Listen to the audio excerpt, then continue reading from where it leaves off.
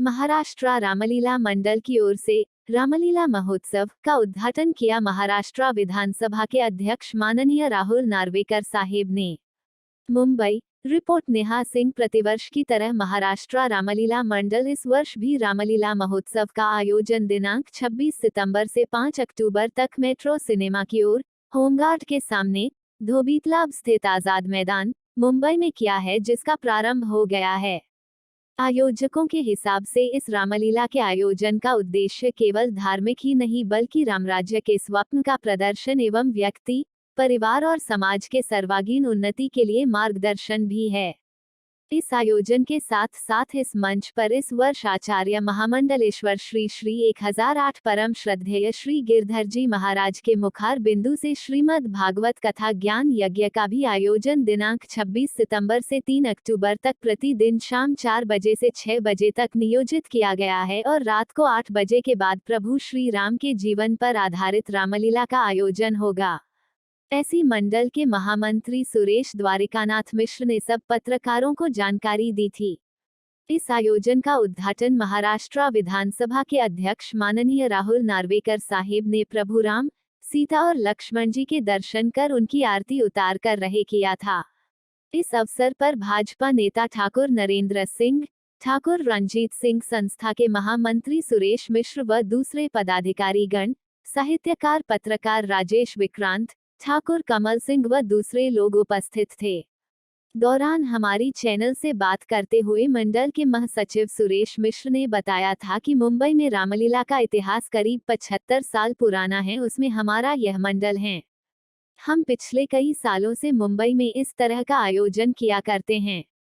इस साल इसमें दोपहर को श्रीमद् भागवत कथा का भी आयोजन किया है। इस आयोजन के पीछे हमारा उद्देश्य यह है कि हमारे देश में धार्मिक एकता बनी रहे, सौहार्दपूर्ण वातावरण का निर्माण हो। हम सभी धर्मों को बराबर का दर्जा देते हैं। हमारी संस्कृति 5000 साल पुरानी है और नई पीढ़ी को इसकी जानकारी मिली, उस हेतु ऐसे आयोजन करना जरूरी है। भाजपा के जिला उपाध्यक्ष सूर्या जैन ने बताया था कि ऐसे आयोजन भारत में होते रहे। हम सभी के अच्छे स्वास्थ्य की शुभकामना करते हैं। दौरान भाजपा के वरिष्ठ नेता रंजीत सिंह ने बताया था कि हम लोग भारतीय हैं। हमें हमारी संस्कृति को उजागर करने के लिए ऐसे आयोजन करते रहते हैं। हमारे भारत के रामलीला का अनन्य स्थान है, कहकर उन्होंने अपनी बात समाप्त की थी। नमस्कार मित्रों, मैं पत्रकार स्पर्श देसाई। हम लोग आज आज़ाद मैदान में, आज नवरात्रि का दूसरा दिन है। यहाँ श्री महाराष्ट्र रामलीला मंडल की ओर से भव्य आयोजन हुआ है। इसकी जानकारी हमें इसके आयोजक श्री सुरेश मिश्रा जी दे रहे हैं। सुरेश मिश्रा जी, आप बताइए, आप पिछले कितने सालों से ये आयोजन कर रहे हैं? आज़ाद मैदान में तो हम लोग को ये 43वां वर्ष है हमारा, लेकिन बम्बई में सर्वप्रथम रामलीला पंडित शोभनाथ मिश्र ने चालू की थी। वो 1958 में गोवा सीट से फोर्ट से शुरू हुई थी। तब इतना विशाल रूप लेके, अगर वो गणना ले तो 68 वर्ष हो गए रामलीला को बम्बई में। ये बम्बई की सबसे पुरानी रामलीला है। बहुत बढ़िया है। 12-11 दिनों तक चलता है वर्ष रामलीला। हमारे यहाँ पहले लोकल कलाकार किया करते थे, उसके बाद 12 वर्ष तक अयोध्या के कलाकार हुए। अब थोड़ा एक्सपेरिमेंट के हिसाब से मथुरा वृंदावन के कलाकार। बहुत बढ़िया।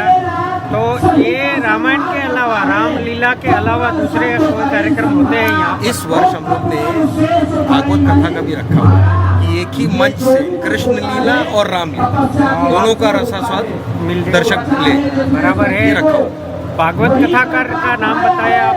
भागवत कथाकार मथुरा वृंदावन के 1008 महामंडलेश्वर जी गिरधर महाराज जी, वो 5 से 7 उनका प्रवचन होगा और फिर 7-7:30 बजे से लेकर 11 बजे तक महाराज रामलीला मंडल द्वारा रामलीला का मंचन होगा। बहुत बढ़िया। अभी आप ये बताएं कि इसके बाद नवरात्रि समाप्त होने के बाद आप ऐसा कोई दूसरा आयोजन करने वाले हो? 11वें दिन यानी कि 6 अक्टूबर को एक सांस्कृतिक प्रोग्राम उत्तर प्रदेश से संबंधित, जैसे हम लोग अभी तक कजरी, आल्हा, जो भी है वहाँ का फगुआ, बिरहा, वो करते आ रहे हैं। इस साल पे तय नहीं हुआ, लेकिन वो रनिंग प्रोग्राम है। 4-5 दिन वो भी तय हो जाएगा कि कोई एक लोकल कलाकार को हम स्टेज और मौका दें। बहुत बढ़िया बढ़िया। इसके अलावा आप हमारे दर्शकों को कुछ कहना चाहेंगे? नहीं, अभी कहना क्या मतलब क्या, ये तो नवरात्र की सबको शुभकामनाएं हैं। कोरोना काल के बाद 2 वर्ष का जो बंधन आया था, इस वर्ष सरकार ने सब बंधन हटा दिए। दर्शकों से ये अनुरोध है कि बढ़ चढ़ के उस उत्साह में भाग लें। बहुत बढ़िया। इसके बाद दशहरा है, इसके बाद दशहरा है, फिर दीपावली है। सभी को इसकी शुभकामनाएं हैं। ये आप बताएं कि नई पीढ़ी आजकल थोड़ी डाइवर्ट हो गई है, आधुनिक जमाने के हिसाब से मोबाइल फिल्में इसमें जुड़ गई है, तो आप नई पीढ़ी, हाँ जैसे आप बता रहे भटक गई है। अब उनको वापस लाइन पे लाना पड़ेगा, अपने जो तीसरी चौथी पीढ़ी उनको जोड़ना पड़ेगा, उनको अपनी संस्कृति बतानी पड़ेगी। आज हमारी जो ये संस्कृति है 5000 साल पुरानी संस्कृति है। हमारे कुछ नेताओं ने उसको चैलेंज किया था कि ये थे काल्पनिक पात्र थे कि नहीं थे, लेकिन आज हमको अमेरिका के नासा ने प्रूव कर दिया कि हाँ कोई सेतु बंधन हुआ था, और वो तथ्य है। आप अगर उनकी यात्रा, उन्होंने 14 वर्ष कहाँ से कहाँ काट, वो अयोध्या के वो एक बहुत छोटे से राज्य अयोध्या के राजा थे, अब वो बात मानिए, लेकिन उनका जो 14 वर्ष का वनवास था वो पूरे भारत को जोड़ने का काम था। और राजा थे, क्षत्रिय थे, सूर्यवंशी थे, सब छोड़ दिया, गहना वस्त्र, सिर्फ धनुष अपना बाण लेके निकले थे, धर्म की रक्षा करने के लिए निकले, और वही उन्होंने किया। जटायु बंदरों से उन्होंने मित्रता की, सुग्रीव से, हनुमान से, बानर भालू की सेना लेके लंका पे चढ़ाई की।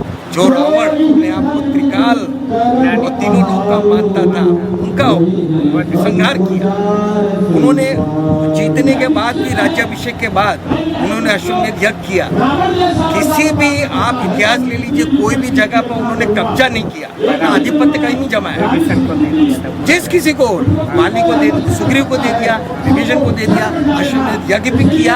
हाँ, उस जमाने में ये प्रथा होती, एक अपनी बाहुबली दिखाने के, और कभी उन्होंने कभी काबिजों के सत्ता का उन्होंने दुरुपयोग नहीं किया। इसीलिए हम लोग बोलते राम राज्य आना चाहिए। ये थे सुरेश मिश्रा जी, उन्होंने हमें बहुत अच्छी जानकारी दी। रामलीला करने के पीछे उसका उद्देश्य क्या है, पुरानी और नई पीढ़ी को सामने हमारे संस्कृति को उजागर करने का तो महत्व का कार्य है ही, पर साथ में पूरे हर धर्म को जोड़ने का भी ये कार्य करने के हेतु यहाँ ये मंचस्थ होता है। भाजपा उपाध्यक्ष श्री सूर्या जैन जी है, वो कुछ ये रामलीला के बारे में बताएंगे। बहुत बहुत धन्यवाद। जैसा कि फर्स्ट टाइम मेरे को यहाँ पे आने का मौका प्राप्त हुआ है, रणजीत सिंह जी भाई साहब के आमंत्रण पे मुझे बुलाया गया था। मुझे बहुत ही अच्छा लगा। श्री भगवान रामचंद्र जी की आरती करने का सौभाग्य प्राप्त हुआ, माता सीता का आशीर्वाद प्राप्त हुआ, लक्ष्मण जी की सेवा करने का सौभाग्य प्राप्त हुआ। मैं राम भगवान से यही प्रार्थना करता हूँ कि पूरे विश्व में, पूरे जग में पीस रहे, कल्याण हुए, सभी मानव जाति का कल्याण हुए, यही उनसे प्रार्थना की है।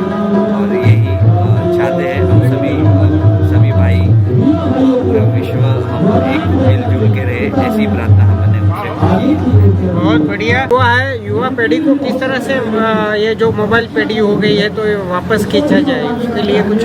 जी, हम उसके लिए हमें युवाओं के अंदर में एक जोश भरने के लिए हमें सबको मिलकर कोशिश करनी पड़ेगी। मैं सभी माता पिताओं से निवेदन करूँगा कि आप उनके साथ समय व्यतीत करें और उन्हें बताइए कि हमारी जो प्राचीन संस्कृति है वो कितनी गौरवान्वित करती है हम सबको। तो मेरा मानना है कि हमारे घर के बुजुर्ग लोग हैं, उन्हें अपने बच्चों से बात करनी चाहिए, उसी से हमारे युवा इस समय। हमारे साथ रंजीत जी है। आप रंजीत जी कुछ बताएं, इस कार्यक्रम के आयोजन के पीछे हेतु क्या होता है और किस तरह से ये देखिए सर, दक्षिण मुंबई भारतीय जनता पार्टी का अध्यक्ष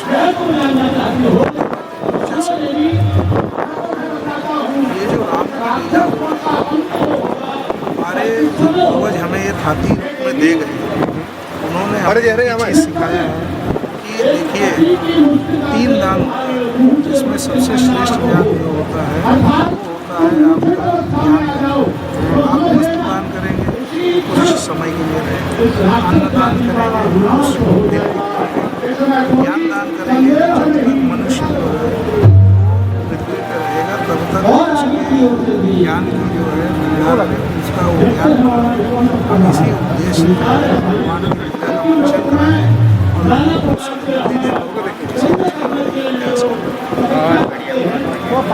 तो ये थे रंजीत जी, उन्होंने बताया कि ज्ञानदान के लिए ही ऐसा आयोजन किया जाता है और ये नई पीढ़ी के लिए ज़रूरी है कि हमारी पुरानी संस्कृति के लिए वो जाने और उसे आगे बढ़ाएं।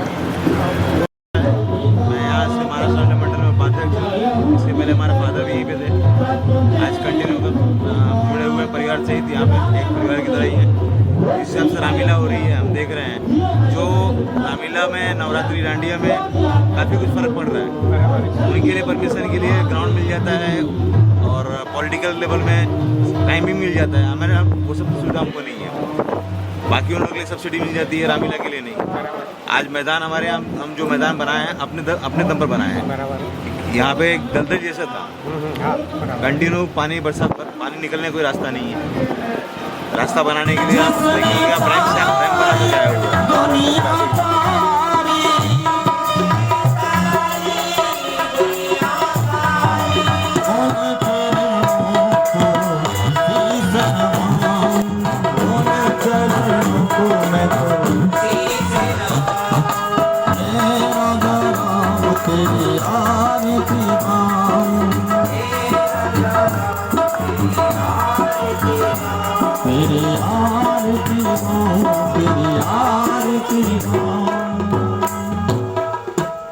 बोलो राजा रामचंद्र भगवान की।